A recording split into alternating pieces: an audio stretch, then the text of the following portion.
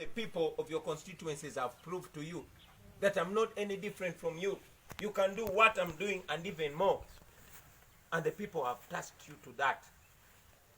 This is no time for us to put on smart straight jackets and go to parliament and enjoy. It is a time to sacrifice. It's a time to put away our comfort.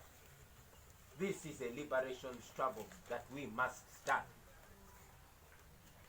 As a matter of fact, while the struggle has been more painful then, it is even more painful now. But I can guarantee you that we can see freedom inside. While your constituencies have elevated you and made you stand out, I want you to remember that 100% of our campaign team are in prison.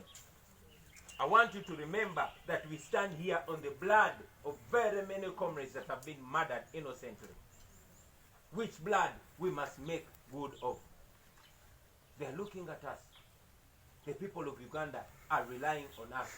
But they are very proud that they chose us, that their voices, at least in some areas, were elevated.